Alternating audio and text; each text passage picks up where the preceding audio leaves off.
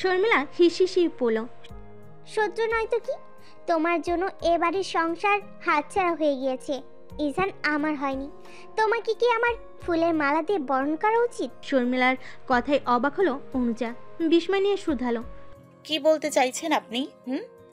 আপনার কি ক্ষতি করেছি আমি? শোনো মেয়ে, তোমাকে বলতে আমি বাধ্য নই, তবে শুনে রাখো, তোমার পীড়িত স্বামীর সাথে আমার গভীর প্রেম ছিল। বিয়ে হওয়ার কথা ছিল আমার, কিন্তু হয়ে গেল তোমার সাথে। এই শরীরে নিশ্চয় বশ করেছো। শর্মিলার লাগাম ছাড়া কথাই অনুজার পা যেন মাটি থেকে সরে গেল। একটু একটু পাতালে ঢুকে যেতে লাগলো সে। কি শুনল সে? পরক্ষণেই ফল কাটা ছুরিটা হাতে নিয়ে শর্মিলার উদ্দেশ্যে বলল, ছুরি দেখেছিস?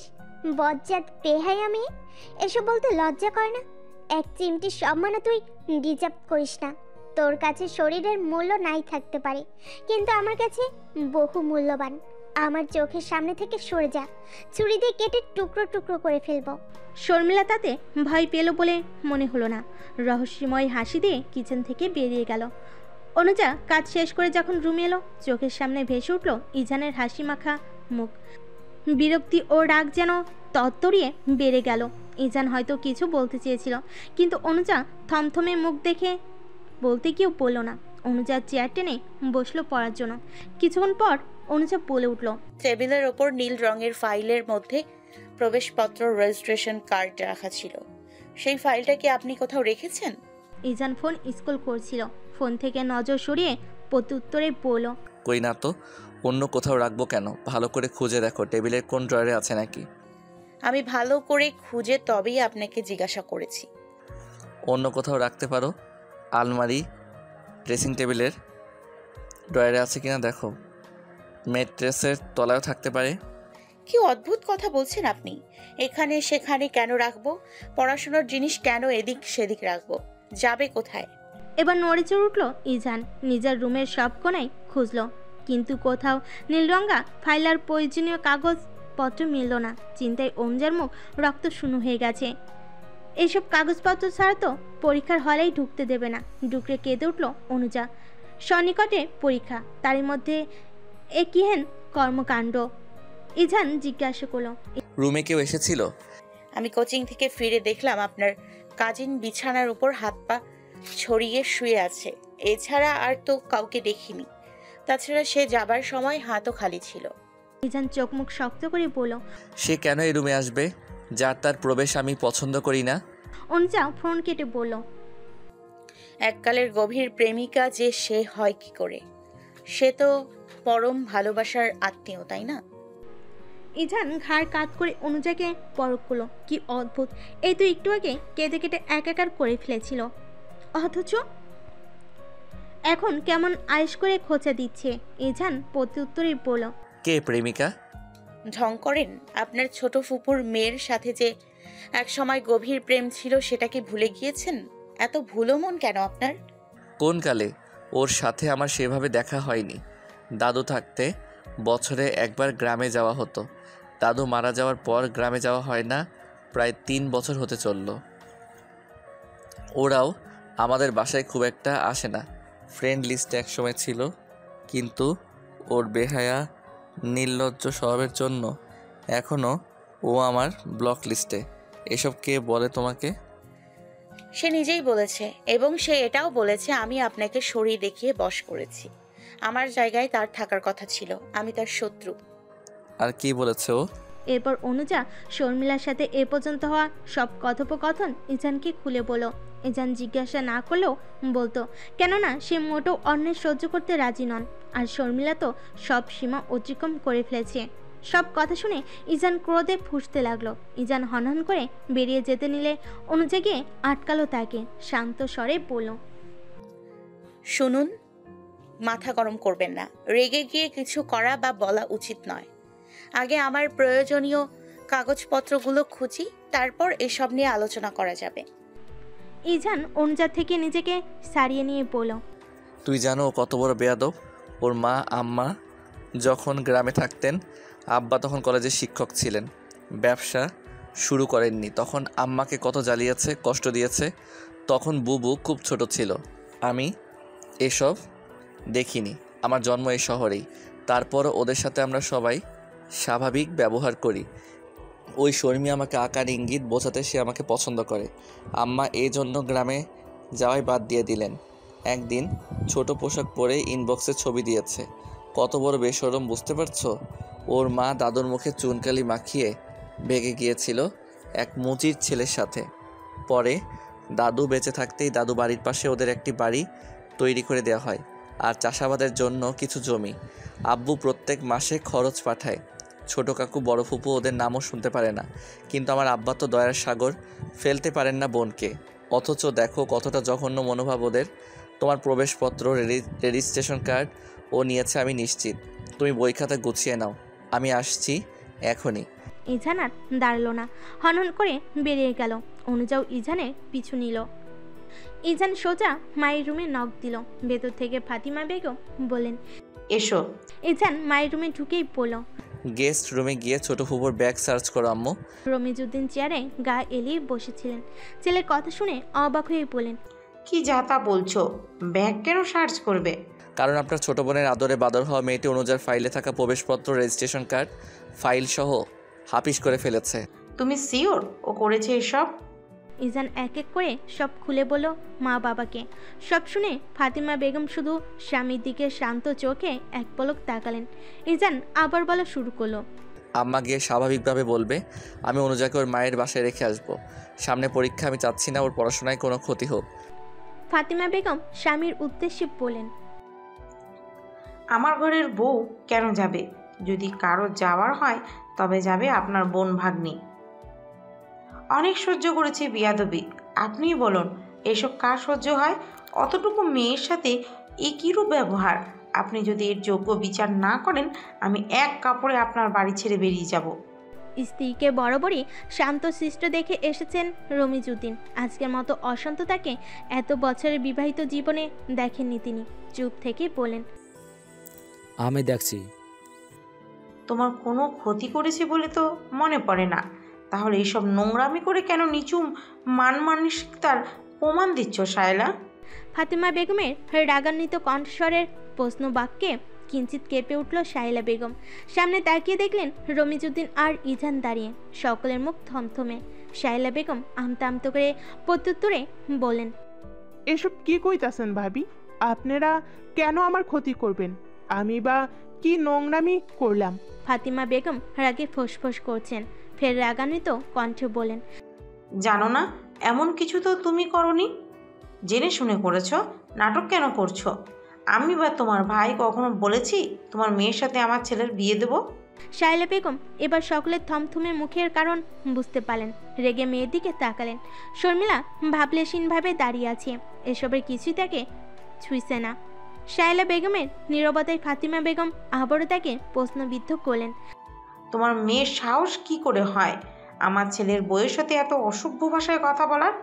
পালিয়ে গিয়ে মুচির ছেলের সাথে বিয়ে করেছে, না খেয়ে দিনাতিপাত করতো, কেউ খোঁজ খবর রাখে না।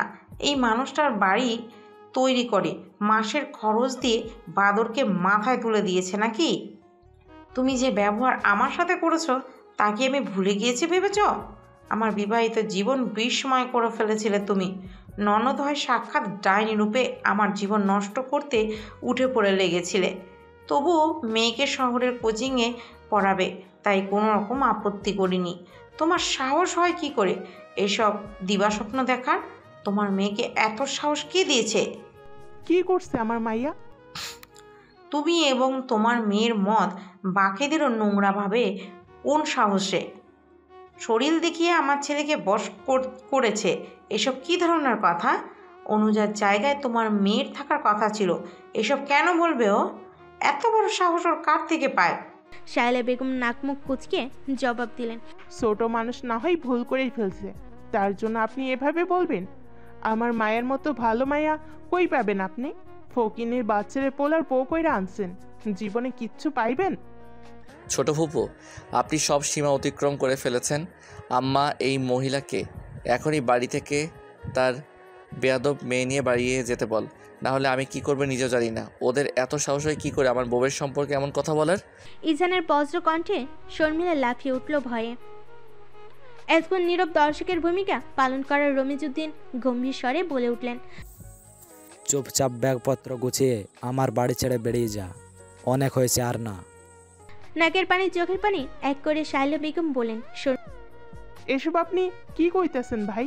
মা পোলার কথা শুই না বোন ভাগ্নিকে তারাই দিবেন? আল্লাহ শুইবে না। কুকুরকে বেশি আদর দিতে হয় না, তুই হচ্ছিস আমার সেই বোন। আবর্জনার সাথে থেকেও নিজের আবর্জনা হয়ে গিয়েছিস, তাই যেখানে যাচ্ছিস সেখানে দুর্গন্ধ সৃষ্টি করছিস। অন্যদের মতো যদি খোঁজ খবর নেওয়া বন্ধ করে দিতাম তাহলে বোধহয় ভালো হতো। তোর সাহস দেখে অবাক না হয়ে পারছি না। আমার বাড়িতে এসে আমারই ছেলের বউয়ের সাথে এহেন ব্যবহার করতে তোদের বাঁধলো না? কি শিক্ষা দিয়ে মেয়েকে বড় করছিস? ভাইজান, আপনি এমনি করে বলতে পারলেন? পারলাম, এর থেকেও কঠিন এবং কঠোর হওয়া উচিত ছিল। আমার ঘৃণা হচ্ছে আমি একই মায়ের পেটে বেড়ে উঠেছি। এখনই বেড়ে যা। কোনোদিন যদি এমুখো হয়েছিস সোজা পুলিশে দিব। মিলা বলে উঠল, একরত্তি মেয়ের জন্য আমাদের সাথে এমন ব্যবহার করলেন আপনারা? রসিকতা করে না হয় দুটো কথাই বলেছি, তাই বলে সঙ্গে সঙ্গে সকালের কানে দিতে হবে? শহরের মেয়েদের মধ্যে শিক্ষার কোনো বালাই নেই। পিছন থেকে দুপা এগিয়ে এলো ইজান, চোখ লালচে রং ধারণ করেছে। পূর্বে নাই চিল্লিয়ে বলে উঠল, তোর সাহস দেখে আমি অবাক না হয়ে পারি না। এখনও মুখে মুখে তর্ক করছিস? তুই কি ভেবেছিস ইনবক্সে দেওয়া সেসব ফটো আমি কাউকে দেখাইনি? সবই আম্মা জানেন। তোর নোংরামি সম্পর্কে অবগত না করলেই নয়। অন্যকে বশ করতে শরীর বানিয়েছিস, সেটাই কর। এটা ভদ্রলোকের বাসা, কোনো প্রস্টিটিউটের এখানে কোনো স্থান নেই। এ জান, তুমি চুপ করো। পিছন থেকে রমিজউদ্দিনে শান্ত কণ্ঠে বলার কথাই দমে গেল ইজান। ইজান বাবার দিকে ফিরে বলল, ওকে বলুন অনুজার অ্যাডমিট কার্ড, রেজিস্ট্রেশন কার্ড কোথায় রেখেছে সেগুলো যেন হয়ে বের হয়। শর্মিলা বিছানার নিচ থেকে ফাইল সহ কাগজপত্র বের করে দিল। ইজান সেগুলো নিয়ে হনহন করে বেরিয়ে গেল রুম থেকে। শায়লা বেগম রাগে ফুঁসতে ফুঁসতে ব্যাগ গোছাতে লাগলেন। এরপর রমিজউদ্দিন নিজে ওদের বের করে দিয়ে মুখের ওপর ঠাস করে দরজা বন্ধ করে দিলেন। আর একটি কথাও বলার সুযোগ দিলেন না। স্ত্রীর উদ্দেশ্যে বলেন, আমাকে বেশি করে লিকার দিয়ে এক কাপ চা বানিয়ে দাও তো ফাতিমা, মাথাটা ধরেছে। ফাতিমা বেগমের চোখ মুখ থমথমে। অযথা চিৎকার চিল্লানি করা তার স্বভাবে নেই। চুপচাপ শান্ত থাকতেই পছন্দ করেন তিনি। কিন্তু চুপ থেকে অনেক অন্যায় তিনি সহ্য করেছেন। তবে আজকে চুপ থাকলে একটি এতিম মেয়ের সাথে অন্যায় করা হতো। চুপচাপ গিয়ে স্বামী মহোদয়ের জন্য চা করে নিলেন। ইজি চেয়ারে গা এলিয়ে চোখ বন্ধ করে শুয়ে আছেন রমিজউদ্দিন। ফাতেমা বেগম সশব্দে চায়ের কাপটি রেখে বলেন, মন খারাপ লাগছে? রমিজউদ্দিন চোখ বন্ধ রেখেই জবাব দিলেন, না, আমি ভাবতেও পারছি না আমার বোনটি এমন হবে। মেয়েটাকেও কি বাজে শিক্ষা দিয়েছে। দুদিনের দুনিয়া। আমি ঝুট ঝামেলা চাই না। আমি কখনো চাই না আমার ঘরে এসে পরের মেয়েটিকে কষ্ট পাক। তোমার সাথে হওয়া অন্যায়ের প্রতিরোধ কোনোটাই আমি করতে পারিনি। জানি না কতটা কষ্ট পেয়েছ। বোনের অন্যায় মনে না রেখেও যোগাযোগ স্থায়ী রেখেছি। আর সেই বোন কিনা এমন দিবা স্বপ্ন দেখে। মানুষ এত স্বার্থপর কেন হয় ফাতিমা? রমিজউদ্দিনের কণ্ঠে অসহায়ত্বের ছাপ। ফাতেমা বেগম স্বামীর হাত দুটো মুঠো বন্দি করে প্রত্যুত্তরে বলেন, আমার কথা ছাড়ুন। আপনি এবং ছেলে মেয়ে নিয়ে আমি সুখে আছি, এতে শত খুশি আলহামদুলিল্লাহ। মন খারাপ করবেন না। আল্লাহ সবাইকে হৃদায়ত দান করুক।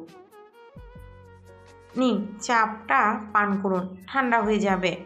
ফাতিমা বেগম নিজের চায়ের কাপ এগিয়ে দিলেন। রমিজউদ্দিন উঠে বসলেন। স্ত্রীর হাত থেকে চায়ের কাপ নিয়ে এক চুমুক দিয়ে বলেন, চাটা তুমি বরাবরই ভালো বানাও ফাতিমা। স্বামীর প্রশংসায় লাজুক হাসেন ফাতিমা বেগম। বয়স 50-এর কোঠা পেরোলো। গাল দুটোতে লজ্জার লালচি আভা ধারণ করলো। অনুজা টেবিলে মাথা ঠেকিয়ে বসে আছে। ইজান এসেই ওয়াশরুম থেকে চোখে মুখে পানির ঝাপটা দিয়ে এসেছে। মাথায় যে খুন চেপেছে তাতে নিজেকে আটকে রাখা কঠিন হয়ে পড়েছিল। বড় বড় শ্বাস নিয়ে নিজেকে স্বাভাবিক করলো। এরপর গুটি গুটি পায়ে অনুজার সন্নিকটে এসে দাঁড়ালো। চোখ খানিক বাদে বাদে কেঁপে কেঁপে উঠছে। ইজান যা বোঝার বুঝে গেল। একটানে অনুজাকে দাঁড় করালো। নিজের দিকে মুখ ফিরিয়ে শুধালো, কষ্ট হচ্ছে? চোখে মুখে কান্নারা লেপ্টে আছে সযতনে। বহুক্ষণ কান্নার ফলে চোখ দুটো ফুলে লাল হয়ে গিয়েছে। স্ত্রীর এমন এলোমেলো রূপ ইজানকে আবারও মুগ্ধ করলো। দুষ্টু হেসে বলল, কান্নারাও আমার থেকে ভাগ্যবান। আমার কিশোরীর কত কাছে গিয়ে লেপ্টে আছে দেখো, অথচ আমার মানুষটা আমার থেকে কত দূরে। সে কেঁদে কেটে ভাসিয়ে ফেলছে, অথচ আমি কিছুই করতে পারছি না নিজের সাথে ঠিক কান্নার মতো জড়িয়ে নিতে। এ অন্যায় কি ক্ষমার যোগ্য ষোড়শী? অনুজা ওনার কোনা দিয়ে চোখ মুখ মুছে ফেলল। ইজানের প্রেমময় বাক্য পাত্তা না দিয়ে বিষণ্ণ কণ্ঠে শুধালো, আমার জন্য আজ আপনাদের নিজেদের মধ্যে এত ঝগড়া ঝামেলা হয়ে গেল। আমার খুব খারাপ লাগছে। বিশ্বাস করুন, আমি এমনটা চাইনি। অনুজার এলোমেলো চুলগুলো এক হাতে ঠিক করে দিয়ে ইজান বলে, তোমার কিছু চাইতে হবে না। কর্মফল ভোগ করেছে, এর জন্য তুমি কেন মন খারাপ করছো? কাল পরীক্ষা, এখন পড়তে বসো। আজে বাজে চিন্তা মাথাতেও আনবে না। কুকুর কামড়ালেও কুকুরকে ঠিকই আমরা কামড় দিতে পারি না, কিন্তু লাঠি দিয়ে সরিয়ে কিংবা আঘাত তো করতেই পারি, তাই না? ওর এত বড় সাহস আমার বউয়ের সম্পর্কে এত বড় কথা বলে। ওকে আস্ত রেখেছি, এটাই অনেক। হাত মুখ ধুয়ে পড়তে বসো, আমি একটু বেড়াচ্ছি। অনুজা মাথা নাড়িয়ে সম্মতি জানালো। ইজান অনুজার চোখে মুখে চুমু দিয়ে ওয়ালেটটা নিয়ে বেরিয়ে গেল। পেছনে রেখে গেল পেয়সীর হাসি মাখা মুখখানা। দিবালোকে আধার কেটে স্নিগ্ধ সুন্দর আলো ফুটেছে। আধারে ঢেকে থাকা পৃথিবীর আলো পেয়ে ঝলমেলে উঠলেও অনুজার মুখের হাসি নেই। ফ্যাকাশে বিষণ্ণ মুখমণ্ডল, বুকের মধ্যে ঢিপ ঢিপ করছে। পরীক্ষার টেনশনে চোখ মুখ শুকিয়ে গিয়েছে। শেষ রাতেই ঘুমের আরাম ত্যাগ করতে বসেছিল, এখন এক মনে পড়ছে। ইজান 2 মগ ধোয়াঠা গরম কফি নিয়ে এলো। সেও অনুজার সাথে জেগে রয়েছে, তদারকি করছে বইয়ের পড়াশোনা। অনুজার দিকে কফির মগ বাড়িয়ে দিয়ে বলল, চিল। এত টেনশন করলে যা পড়েছো সেটাও ভুলে যাবে। চিন্তামুক্ত মন পরীক্ষার জন্য বেটার। এত টেনশনের কি আছে? তোমার যতটুকু সামর্থ্য তুমি চেষ্টা করে যাবে। ফলাফল দান করা তো মহান আল্লাহ সৃষ্টিকর্তার হাতে। ইজানের মোটিভেশনে অনুজার মধ্যে পার্থক্য লক্ষ্য করা গেল না। সে আগের মতো বিষণ্ণ মুখে বসে আছে। কফির মগ ইজানের থেকে নিয়ে চুমুক দিল, তারপর ছোট্ট করে জবাব দিল, ইনশাআল্লাহ। কফি খাওয়া শেষে ইজান বলল, এখন পড়াশোনা বন্ধ করো। 8টা বেজে গেছে, তৈরি হয়ে খেয়ে বেড়াতে হবে। পরীক্ষা কেন্দ্রে যেতে কমপক্ষে 20 মিনিট লাগবে। প্রথম দিন সিট খুঁজতে হবে, তাই আগেই বেরিয়ে পড়া ভালো। অনুজা বলল, তৈরি হতে 10 মিনিটের বেশি লাগবে না, কিন্তু আমার কিছু খেতে ইচ্ছে করছে না। এমন বমি বমি লাগছে, কিছুই ভালো লাগছে না। ইজান অনুজার সন্নিকটে গিয়ে দাঁড়ালো। কপালের গলায় হাত ছুঁয়ে তাপমাত্রা চেক করলো। না, ঠিকই আছে। অনুজাকে চেয়ার থেকে উঠিয়ে নিজের মুখ বরাবর দাঁড় করিয়ে বলল, এসব টেনশনের জন্য হচ্ছে। পরীক্ষার সময় বুবু এমন করতো। এত টেনশন করিও না। টেনশন করলেও যে প্রশ্ন আসা সেটাই আসবে, না করলেও সেটাই আসবে। তাই উচিত নয় কি মনকে ফ্রেশ রাখা? আম্মু বলেন মনে মনে দোয়া কালাম পড়ে আল্লাহকে স্মরণ করা উচিত, এতে মন শান্ত থাকে। প্রত্যুত্তরে অনুজা মাথা নাড়িয়ে সম্মতি জানালো। হঠাৎ করে ইজান বলে উঠল, দেখি বুকে এসো তো মেয়ে। অনুজা ইজানের কথা বুঝতে না পেরে তাকিয়ে রইল তার মুখের দিকে। ইজান হেসেই ইশারা করতেই অনুজা ঝাঁপিয়ে পড়ল ইজানের বুকে। ইজান 2 পা পিছিয়ে গেল অনুজার আক্রমণে। অনুজাকে 2 হাতে আগলে নিয়ে শুধালো, টেনশন কমেছে? প্রত্যুত্তরে অনুজা বলল, শান্তি লাগছে। আচ্ছা, প্রিয়জনের বুকে মাথা রাখলে এত শান্তি লাগে কেন? মনে হয় জনম জনম এভাবে কাটিয়ে দেওয়া যেত। যাদের আমার মতো কিউট ড্যাশিং একটা হাজবেন্ড নেই, তাদের টেনশন কি করে কমবে শুনি? ইজান অনুজা থেকে নিজেকে ছাড়িয়ে নিয়ে জবাবে বলল, ওদের কথা চিন্তা না করলে হবে। আমি খাবার নিয়ে আসছি, ততক্ষণে তুমি তৈরি হয়ে নাও। অনুজা তড়িঘড়ি করে স্কুল ড্রেস হিজাব পরে তৈরি হয়ে নিল। ইজান প্লেট ভর্তি ভাত মাংসের তরকারি নিয়ে এসেছে। অনুজা ভাতের পরিমাণ দেখে বিস্ময় নিয়ে শুধালো, এত ভাত কে খাবে? ইজানের নির্বিকার উত্তর, কে আবার? তুমি। দেখি বিছানায় শান্ত হয়ে বসো, আমি খাইয়ে দিচ্ছি। মাংসের ঝোল দিয়ে ভাত মাখিয়ে অনুজাকে খাইয়ে দিতে লাগলো ইজান। অনুজার কয়েক লোকমা নিয়ে আর খেতে পারল না, তার পেট ভরে গিয়েছে। তারপর বাকিটা ইজান খেতে নিলে অনুজা হতভম্ব স্বরে জিজ্ঞাসা করে, আমার এটো ভাত আপনি খাবেন? সমস্যা আছে? না, কিন্তু ঘৃণা লাগবে না? ঘৃণা কেন লাগবে? যেখানে আপাদমস্তক পুরোটাই তুমি আমার, সেখানে তোমার এটো ভাত আমি খেলে ঘৃণা হয় লাগবে? এতে ভালোবাসা বাড়ে, জানো? অনুজা দুদিকে মাথা নাড়িয়ে বুঝালো। জানি না। অনুজা এক এক করে শ্বশুর শাশুড়িকে বলে ইজানের সাথে বেরিয়ে পড়ল। ফাতেমা বেগম গায়ে মাথায় হাত বুলিয়ে কপালে চুমু দিয়ে দোয়া করে দিয়েছেন।